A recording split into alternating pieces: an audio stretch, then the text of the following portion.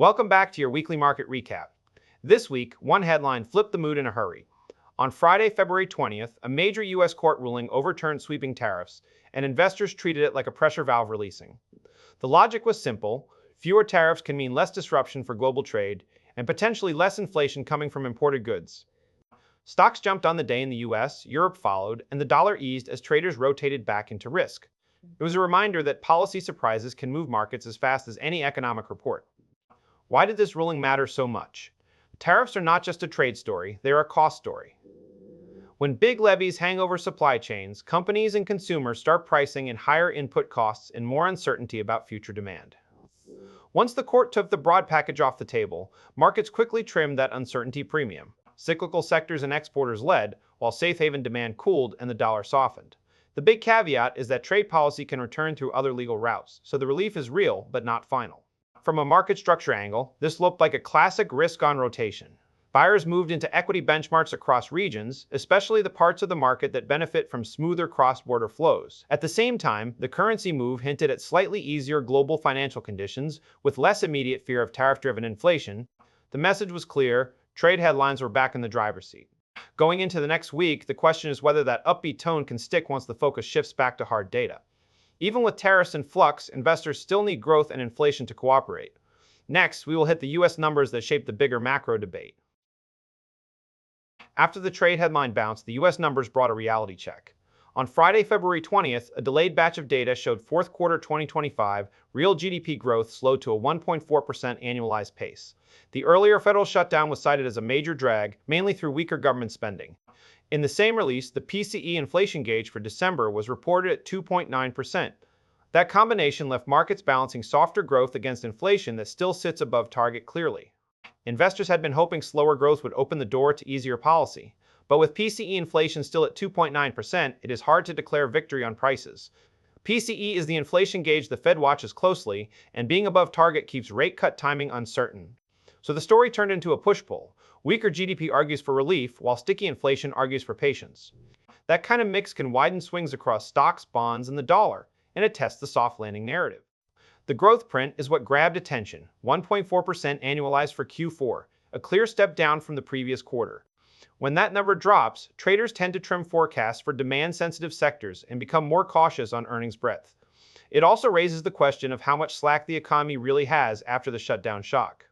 Meanwhile, inflation refused to cooperate. December PCE inflation was reported at 2.9%, keeping the Fed in a tough spot even as growth cools. If you want to know how officials frame that trade-off, the next big clue came from the Fed minutes. Coming out of the growth and inflation mix, the Federal Reserve minutes added a cooler tone. On Wednesday, February 18th, the minutes from the late January meeting showed a cautious and somewhat divided committee that preferred to keep policy steady while waiting for clearer inflation progress. The big warning was that disinflation may be bumpy, and cutting too early could reignite price pressures. Markets read that as a message to dial back hopes for rapid easing and to keep short-term yields on the radar. Why do a few pages of minutes move markets? Because they shape the expected path for rates. When the Fed signals patience, short-term borrowing costs tend to stay higher for longer, which can tighten financial conditions across mortgages, corporate funding, and equities. It can also support the dollar and push stock leadership toward quality. That is why traders kept their eyes on the front end of the yield curve, where expectations for the next few meetings show up first. You did not need a dramatic sell-off to see the effect. The short end stayed sticky, and that matters because it sets the discount rate for everything from credit spreads to equity valuations. In plain English, fewer or later cuts make money more expensive across the economy. The takeaway was selective risk-taking, not a broad, all-clear rally. With policy still data-dependent, the next inflation and jobs numbers will keep markets jumpy. Up next, we shift to Japan, where growth data also tested the global mood. After the Fed signaled patience, Japan delivered its own reminder that growth is not guaranteed. On Monday, February 16th, Japan released its first estimate for October through December 2025, and the headline was barely any expansion. Real GDP was up 0.1% quarter-on-quarter, or 0.2% at an annualized pace. That is not a collapse, but it is soft enough to keep investors cautious about the global cycle, especially in Asia. The market point is bigger than Japan alone. When one of the world's largest economies prints a near-flat quarter, traders start stress testing the upbeat narratives everywhere else. It can weigh on risk appetite across the region, and it also raises questions about the policy mix. The central bank has to balance growth risks against inflation and currency moves, and that uncertainty can spill into regional equities and rate sentiment. Even if the numbers are small, the signal matters. In practice, this kind of print does not usually change everything overnight, but it nudges investors toward a more defensive posture and makes them quicker to react to any fresh weakness in surveys, exports, or consumer spending. It also keeps the yen and Japanese rate expectations in the conversation because policy credibility matters when growth is fragile. The big takeaway is that the global picture still looks uneven, and that keeps markets jumpy from headline to headline. Next, we move to the fast surveys that hit during the week and added to the slowdown debate. After Japan's soft GDP print, the next pulse check came from the US surveys. On Friday, February 20th, the February flash PMIs showed activity cooling. Services came in at 52.3 and manufacturing at 51.2. Both stayed above 50, the line that separates expansion from contraction, but both slid to multi-month lows.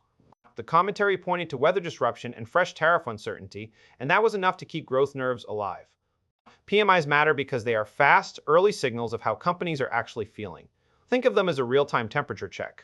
When those readings slip, investors start trimming expectations for broad earnings momentum, and they watch whether hiring and new orders are losing steam. With inflation still a concern, softer PMIs can shift the debate toward when the Fed might pivot, and that filters into rates and credit conditions. The key message was slower growth, not an outright recession call.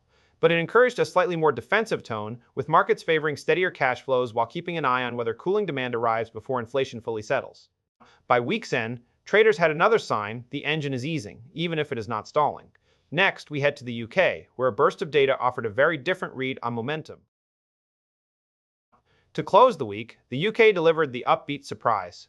On February 20th, a cluster of releases pointed to stronger momentum, a record January budget surplus of £30.4 billion, retail sales up 1.8% month-on-month, and a February PMI near 53.9, the strongest private sector growth in about 2 years. In a week heavy on US headlines, it gave Europe a welcome counterpoint. Markets cared because stronger activity can lift cyclicals, but it also shifts the rate story. When growth and spending look resilient, traders get less confident about quick rate cuts, and gilt yields confirm. A sturdier backdrop can also support sterling, which matters for global risk sentiment and cross-border flows, and for UK assets in general. Taken together, the numbers looked like a broad positive shock, not a one-off. It helped offset the softer signals elsewhere and reinforced that the global cycle remains uneven, region by region, and that policy bets can swing. The bottom line, UK data ended the week on a brighter note, even as the US and Japan raised caution flags. That mix is exactly why markets stayed headline sensitive. Now zooming in from the week's headlines, this is the SPY chart, the SPDR S&P 500 ETF that basically is the market's heartbeat. And after the long weekend, stocks wobbled as traders tried to figure out if the next move is a bounce or a faceplant. On this trend channel view, SPY is literally pinned to the lower boundary within about 10 basis points, with almost no room left below while the channel still leaves roughly 2.4% to the upside. Since late September 2025, it has stayed inside this rising channel about 90% of the time, and the last channel break was 18 sessions ago, so this area is the bull's last clean line in the sand. Keep an eye on that 50 days moving average in the mix here, because the next scene is where we check if momentum is actually flipping back to buyers, or if this is just a pretty trap. This ties back to momentum, because on this SPY daily chart, the RSI has just crossed back above the 50 level, a classic regime shift signal. That move tells us buyers are trying to regain control after the recent wobble at the lower trend channel. It does not mean we are overbought or euphoric, but it does show that downside pressure has cooled for now. In a week where traders were constantly recalibrating rate expectations and reacting to fresh macro headlines, this RSI flip suggests dip buyers are still active rather than running for the exits. At the same time, the broader trend backdrop still shows a golden cross on SPY, meaning the 50 days moving average remains above the 200 days. That is not a small detail, because structurally it confirms the longer-term uptrend is still intact despite the recent shakeout at the lower channel. In a week where investors were hypersensitive to every macro headline and rate expectation shift, this golden cross acts like a psychological anchor for dip buyers. It does not eliminate risk, but it clearly tells us the dominant trend has not flipped to bearish territory. Meanwhile, price action itself delivered a subtle but powerful clue, because SPY managed to close in the upper 25% of its recent range. That kind of close tells you buyers stepped in late rather than letting the tape fade into the bell. So, despite the fear that briefly crept in around support, the market did not finish the week in panic mode. In an environment where sentiment feels jumpy and every headline can spark a knee-jerk reaction, a strong close like this keeps the bullish structure alive and sets up the next test higher. Shifting the spotlight to tech leadership, this is QQQ, the Invesco QQQ trust that tracks the Nasdaq 100. Just like SPY, price is pressing against the lower boundary of its rising trend channel, leaving barely any room to the downside, while the upper boundary still offers roughly a couple of percent of upside potential. That positioning tells you big cap growth is at a decision point after a choppy week where traders reacted to shifting rate expectations and mixed earnings reactions across mega caps. So, if buyers defend this zone, the bounce could be aggressive. But if this channel floor cracks, sentiment could sour fast in the most crowded part of the market. On top of that, QQQ is still operating within a golden cross structure, with the 50 days moving average above the 200 days. That longer-term alignment confirms the primary trend in big cap tech has not rolled over, even after the recent volatility spike and sharp intraday swings. In a week where investors were parsing every comment about the path of interest rates and reacting hard to earnings reactions in heavyweight names, that structural support matters. It keeps the bullish thesis alive, but it also means any decisive break below those key moving averages would hit sentiment hard and fast.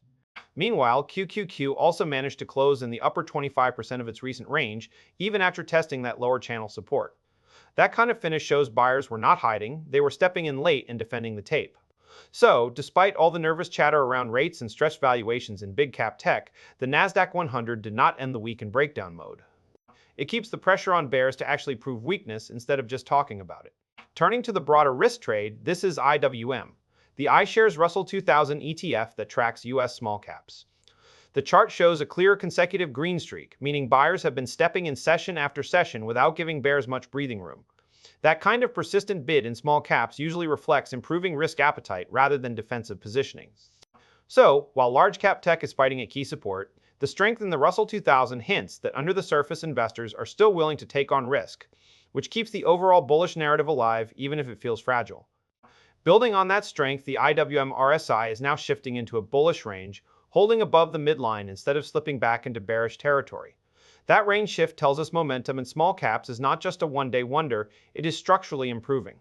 In a market where traders are constantly second-guessing every rally, seeing RSI hold in a higher regime adds credibility to the move. It suggests that dips in the Russell 2000 may continue to find buyers as long as this momentum structure stays intact. Finally, the Fibonacci setup on IWM shows the recent pullback landing in the classic retracement zone after a strong impulse higher. That means price is sitting in an area where buyers often try to reload rather than panic out. If this level holds, the next logical target becomes the prior swing high, but a clean break below would open the door to a deeper retrace toward the 50 days moving average. So, small caps are not just drifting, they are coiling at a technically meaningful level that could decide whether this risk-on push accelerates or stalls. Now shifting from equities to crypto, this is BTC USD, Bitcoin against the US dollar, and the chart is flashing a death cross with the 50 days moving average below the 200 days. That is a classic longer-term bearish signal, confirming that the primary trend has rolled over rather than just pulled back. Even during this week of fragile optimism in stocks, Bitcoin has struggled to reclaim key moving averages, reflecting more caution in speculative corners of the market. So, while small caps are pushing higher and SPY is clinging to support, crypto is still operating under structural pressure, and that divergence is a reminder that risk appetite is selective, not universal. At the same time, Bitcoin is flashing a clear historical volatility spike on the daily chart, showing that price swings have expanded sharply. That kind of volatility expansion usually appears when conviction is high on both sides and liquidity thins out quickly. In a week where equities were nervously bouncing off support, crypto traders were dealing with much wider ranges and faster intraday reversals. It reinforces the idea that this corner of the market is still unstable, with emotion and leverage amplifying every move. Finally, despite that broader death cross backdrop, Bitcoin managed to close in the upper 25% of its recent range. That kind of finish shows short-term buyers are still willing to step in, even inside a structurally weak trend. It does not cancel the bearish setup, but it does open the door for a tactical bounce toward nearby resistance levels, such as the 50 days moving average. In a market where fear and optimism are constantly colliding, this strong close keeps the next move wide open rather than sealing crypto's fate just yet. Looking at the macro steering wheel, this is the US 10-year Treasury yield, shown as TNX. It is flashing a death cross, with the 50-day moving average below the 200-day. This signals that yields have been trending lower long-term, instead of breaking out to new highs. This helps explain why parts of the equity market stabilized this week, even with nervous positioning. However, it also shows a market constantly repricing growth expectations and policy paths. This keeps sentiment fragile and highly reactive to new data. The 10-year yield is pressing against the lower boundary of its broader trend channel. This reflects current positioning in rates. It means yields are sitting near a technical support zone, where bounces have often started in the past. If TNX rebounds from this point, it could quickly tighten financial conditions. This would put fresh pressure on high multiple stocks. However, if this floor gives way, it would reinforce the current downtrend in yields. This could potentially offer more breathing room to equities in this tense, headline-driven environment. Meanwhile, the Fibonacci retracement levels on the 10-year yield show price sitting in a classic reflex zone after the prior impulse move lower. That area often acts as a decision point where either sellers regain control and push yields to new swing lows, or buyers step in for a counter-trend bounce. In a market this sensitive to every shift in rate expectations, even a modest move off these fib levels can ripple straight into tech valuations and broader risk appetite. It is a quiet chart on the surface, but it carries outsized influence over what happens next in equities. Now shifting to the currency battlefield, this is the US dollar index, DXY, and it is trading inside a falling trend channel. That structure confirms the broader bias has been to the downside rather than strength. A weaker dollar can act as a tailwind for risk assets and commodities, which fits with parts of the market trying to stabilize this week. But if DXY bounces off the lower channel boundary, it could quickly tighten global financial conditions and inject fresh volatility into already nervous positioning. At the same time, DXY is also operating under a death cross, with the 50 days moving average below the 200 days. That alignment reinforces the broader downtrend in the dollar rather than signaling a clean reversal. In a week where traders were constantly recalibrating rate cut expectations and watching every move in Treasury yields, the softer dollar backdrop helped keep risk sentiment from completely unraveling. But if this death cross setup starts to unwind with a decisive move back above those key averages, it could quickly flip the narrative and pressure global risk assets. Meanwhile, the MACD histogram on DXY has turned positive and is growing, signaling that short-term momentum is starting to lean upward. That does not erase the broader downtrend or the death cross, but it does warn that a counter-trend bounce in the dollar could be brewing. In this kind of tense, headline-driven market, even a modest dollar rebound can quickly pressure commodities and high-beta equities. It is another reminder that the macro backdrop is not calm, it is shifting beneath the surface. Now zooming in on the classic safe haven, this is GLD, the SPDR Gold Shares ETF that tracks the price of gold. The chart shows a clear golden cross, with the 50 days moving average above the 200 days, confirming a structurally bullish trend. In a week where investors were juggling falling yields, a softer dollar, and constant macro uncertainty, gold holding this positive alignment makes sense. It signals that beneath the surface of this fragile risk on mood, there is still steady demand for protection. At the same time, the ATR percentile on GLD is sitting at a historically elevated level, meaning volatility in gold has expanded significantly. That kind of reading tells you the moves are not quiet grind-ups, they are wide and emotional swings. In a week defined by shifting yield expectations and constant macro recalibration, this surge in gold volatility reflects real tension beneath the surface. It is a reminder that even traditional safe havens are being traded aggressively rather than passively accumulated. Meanwhile, GLD is still trading cleanly inside its rising trend channel, with price holding well above the lower boundary. That structure confirms that despite the volatility spikes, the broader trajectory remains upward rather than breaking down. As long as this channel holds, pullbacks are technically just pauses within a bullish framework, not trend reversals. In a market walking a tightrope between risk-on enthusiasm and macro anxiety, gold staying in an orderly uptrend sends a clear message that hedging demand is alive and well. Now zooming in on energy, this is crude oil futures, ticker CLF, and price has broken above its prior falling trend channel. That shift marks a potential regime change from persistent downside pressure to at least a neutral or even bullish phase. In a week where traders were debating the strength of global growth and the impact of shifting rate expectations, oil trying to base and break higher adds a new variable to the inflation story. If this breakout sticks, it could complicate the calm narrative in bonds and inject fresh volatility into the broader macro landscape. This ties back to the bigger picture in crude because despite the recent breakout attempt, the chart is still carrying a death cross with the 50 days below the 200 days. That means the longer-term structure has not fully flipped bullish yet. In other words, this could still be a counter-trend rally inside a broader downtrend if momentum fails to follow through. For a market already on edge about inflation and growth, oil sitting between a fresh breakout and a lingering bearish cross keeps the macro outlook anything but settled. Meanwhile, the awesome oscillator on crude is flashing a bullish saucer pattern, a classic short-term momentum shift to the upside. That signal suggests buyers are gaining traction even if the bigger moving average picture is still mixed. In a week where inflation expectations and growth narratives were constantly being repriced, this momentum pop in oil adds fuel to the volatility fire. It reinforces the idea that energy is no longer quietly drifting lower, but actively fighting for a directional move. Let's switch back to equities and look at Microsoft, ticker MSFT. Its price is pushing against the upper edge of its long-term trend channel, struggling to re-enter from below. This suggests momentum is fading. During the week of February 16th to 21st, 2026, investors were still digesting the broader tech narrative. This included discussions about AI spending and rate expectations. Mega-cap companies like Microsoft remain central to that conversation. If this channel resistance holds, we might see a broader pullback. However, a clear move back inside the channel would signal that institutional demand is still in control. The market is swinging between fear and relief. This ties back to the longer-term structure in Microsoft because the chart still reflects a death cross with the 50 days moving average below the 200 days. That is a reminder that despite the recent strength toward the upper trend channel, the broader technical backdrop has not fully reset to a clean bullish regime. In a market that spent the week violently repricing rate expectations and risk appetite, that unresolved tension in a mega-cap leader like Microsoft keeps traders on edge. If price stalls here, it could validate the bearish cross, but a sustained push higher would start to neutralize that warning signal and shift sentiment decisively. Meanwhile, historical volatility on Microsoft has spiked sharply, reflecting the broader surge in market uncertainty during the week of February 6th to 21st, 2026. That jump in volatility tells us options traders are aggressively repricing risk, not just drifting along in complacency. In an environment where the VIX has shown nervous swings and sentiment has flipped from relief to anxiety within days, this volatility expansion in a mega-cap like Microsoft is a loud signal.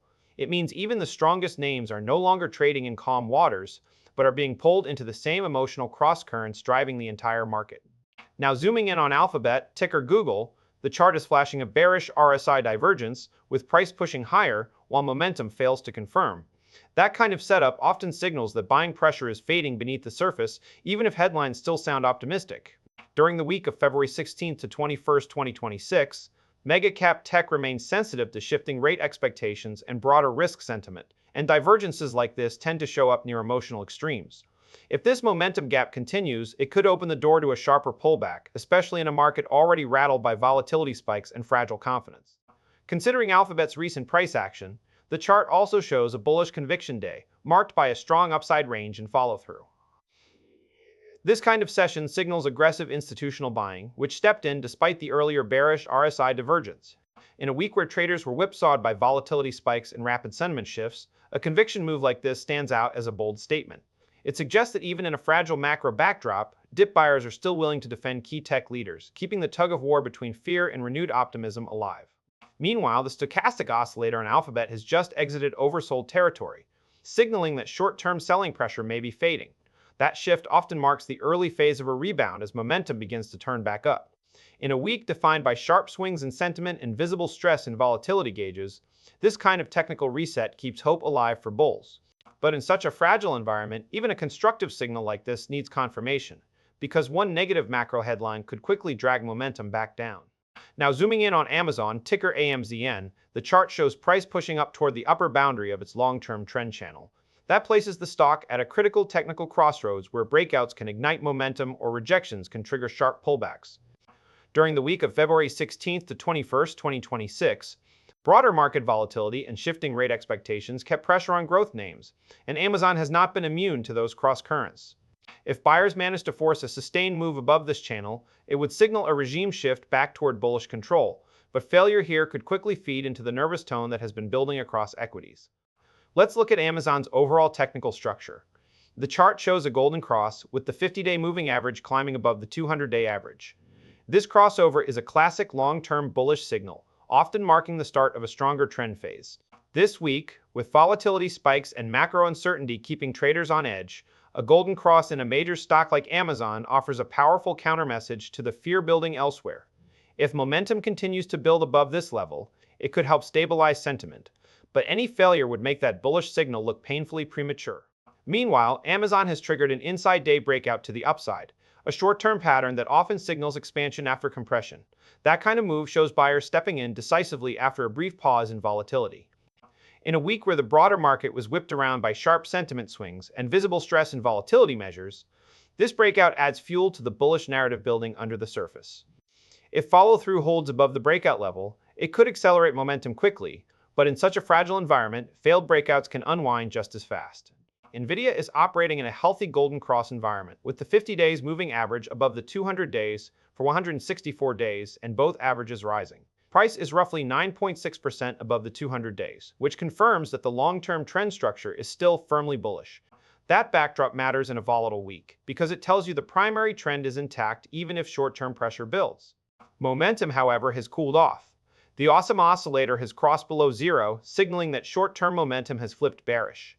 Price remains above a rising 50 days moving average, and RSI is still above 50 and rising, so this is counter-trend weakness rather than confirmed trend reversal. For now, it reads as an early warning signal that requires confirmation before turning structurally negative. Structurally, the rising trend channel remains strong, with 86% of the last 121 sessions inside the channel and a quality score of 83 out of 100. The stock sits about 3.8% below the upper channel line and 2.2% above the lower band, leaving asymmetrically more room to the upside. The last exit from the channel was 18 sessions ago, and both bands have been respected multiple times. In other words, despite the short-term momentum wobble, the broader regime is still constructive as long as that channel holds. Let's zoom in on Meta platforms, ticker Meta. Those three white soldiers show the market trying to regain confidence, candle by candle. It's a classic momentum burst. But that week, the mood was still edgy. Every green day seemed to need proof it could survive the next headline. The point is, a bounce can look powerful on screen, yet the broader market can still feel jumpy and unforgiving. So, you need to watch for actual follow-through. In a nervous market, even a promising pattern can fail quickly. This ties back to the next chart, where price runs into the 50 days moving average and gets rejected. That is the kind of spot where dip buyers suddenly go quiet and sellers lean on the rally, especially when risk appetite is fragile. And it turns the move into a test of conviction instead of a clean breakout. At the same time, the death cross context is the cold water splash. The 50 days is below the 200 days, but the 200 days is still pointing higher. That mix matters because it can read like a medium-term setback inside an unresolved longer-term uptrend, not a guaranteed freefall. In other words, it is a bearish signal, but one you treat with caution while the long-term trend is still trying to stay alive. Next week's economic calendar highlights a key event, President Trump's speech. It's scheduled for Wednesday, February 25th at 2 a.m. U.S. time. Markets are already sensitive to political headlines. This speech could bring significant volatility to stocks, bonds, and the dollar. Traders will listen closely for comments on fiscal policy, trade, regulatory changes, and even geopolitical issues like the Iran war. The current environment is tense. Even subtle shifts in tone could spark sharp moves and quick repricing across all risk assets. The week was a tug-of-war. SPY and QQQ clung to the lower edge of their rising channels while dip buyers kept showing up late in the session, and small caps quietly flashed improving momentum. Under the hood, risk appetite was selective, with Bitcoin still stuck under a death cross and a volatility spike even as equities tried to stabilize. Macro stayed messy too, with a 10-year yield and a death cross and sitting at key support zones, while the dollar remained in a broader downtrend but started hinting at a countertrend bounce. In commodities, gold kept its golden cross, but traded with unusually hot volatility, and crude oil pushed above its prior falling channel even though the longer-term death cross is still hanging over it. Mega caps were a mixed bag. Amazon showed constructive signals, Nvidia kept its long-term uptrend despite a momentum wobble, and Meta looked like a bounce attempt running straight into heavier resistance and unresolved longer-term pressure. Thanks for watching, and if you want the next weekly breakdown as soon as it drops, hit subscribe and I will see you in the next one.